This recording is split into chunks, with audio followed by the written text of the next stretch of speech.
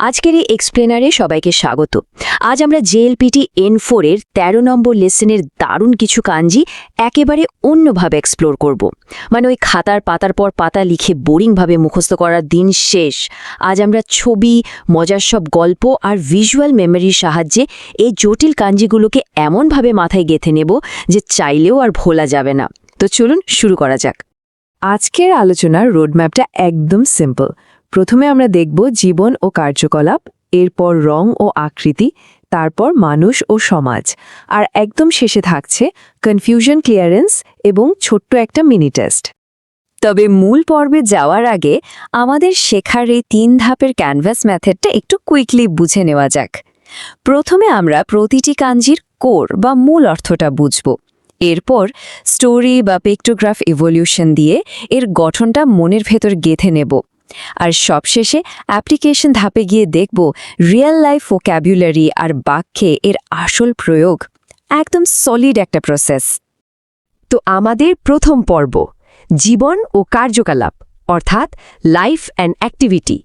চলুন দেখে নিই দৈনন্দিন জীবনের সাথে যুক্ত কিছু কাঞ্জি।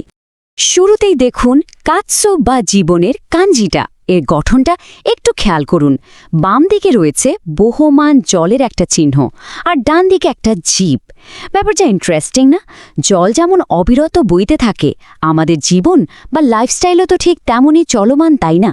এই অসাধারণ ভিজুয়াল কম্বিনেশন থেকে খুব সহজেই মনে রাখা যায় যে সক্রিয় জীবন মানেই এই কাঞ্জি।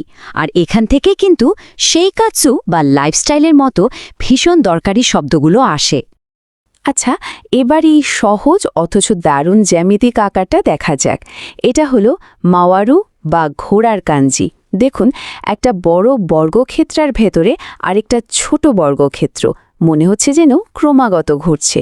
কোনো কিছু বৃত্তাকারে ঘোরা বা ভিড়ে আসা, এই কনসেপ্টটাকেই ছবিটা একেবারে পারফেক্টলি ধরে রেখেছে। মাওয়ারু বা ধরুন ইক্কাই মানে একবার, এই ধরনের শব্দ বোঝাতে এই কাঞ্জিটা একদম পারফেক্ট। জীবনের আরেকটু বড় অংশ হল নেতৃত্ব বা প্রধান কেউ থাকা। জ্বলতে থাকা এই প্রদীপের শিখাটা একটু খেয়াল করুন তো। এটাই হলো সুকাঞ্জি। প্রদীপের একদম মাঝখানে যেমন শিখাটা জ্বলজ্বল করে, ঠিক তেমনি সবার মাঝখানে বা কেন্দ্রে যে থাকে সেই তো প্রধান বা লিডার, তাই না?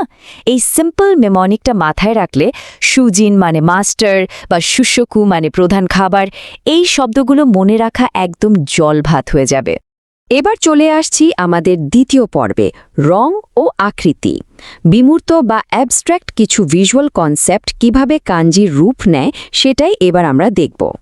সত্যি বলতে এই পিক্টোগ্রাফ ইভলিউশনটা আমার কাছে দারুণ লাগে।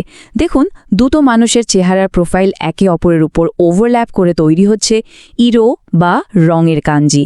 একটু ভাবলে দেখবেন, একটা রঙিন দুনিয়ার শুরুই কিন্তু হয় আমাদের একে অপরকে দেখা আর পারসেপশন থেকে। এই চমৎকার ভিজুয়ালটা আমাদের মনে করিয়ে দেয় যে এই দৃশ্যমান রঙিন দুনিয়াকে প্রকাশ করতেই এই কাঞ্জিটা ব্যবহার করা হয়। রঙের পরেই তো আসে আকৃতি। এখানে দেখুন একটা ত্রিভুজ আর তার পাশে কয়েকটা টানা দাগ। এটা হলো কাতাচি বা আকৃতির কাঞ্জি, যা দেখা যায় যার একটা নির্দিষ্ট ফর্ম বা ছায়া আছে। এই নির্দিষ্ট স্ট্রোকগুলো তাকে একেবারে নিখুঁতভাবে ফুটিয়ে তোলে।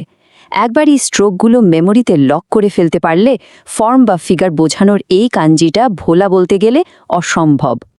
এইবার পাশাপাশি সাজিয়ে রাখা এই বাক্সগুলোর দিকে একটু তাকান। 3টে বাক্স একেবারে একে অপরের ওপর স্তূপ করে রাখা হয়েছে। এই সিম্পল আর ইনটুইটিভ ছবিটা থেকে এসেছে হিন বা পণ্যের কাঞ্জি। অনেকগুলো জিনিস বা আইটেম একসাথে জমা করে রাখলে ঠিক যেমনটা দেখায়, এই কাঞ্জিটাও ঠিক সেটাই নির্দেশ করছে। শিনামোনো বা পণ্য, এই শব্দটার সাথে এর সরাসরি কানেকশন রয়েছে। আমাদের তৃতীয় পর্ব, মানুষ ও সমাজ।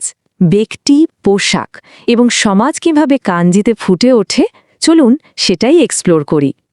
এখানে একটা চোখের দৃষ্টিকোণ থেকে অনেক মানুষকে একসাথে দেখানো হয়েছে। এটা হলো মিন বা জনগণের কাঞ্জি। অনেক মানুষের একটা দল বা ক্রাউডকে এই কাঞ্জিটা কি চমৎকারভাবেই না প্রেজেন্ট করে।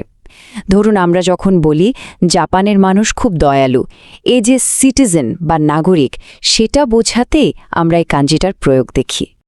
আর সমাজের আরেকটা খুব দৃশ্যমান অংশ হল আমাদের পোশাক।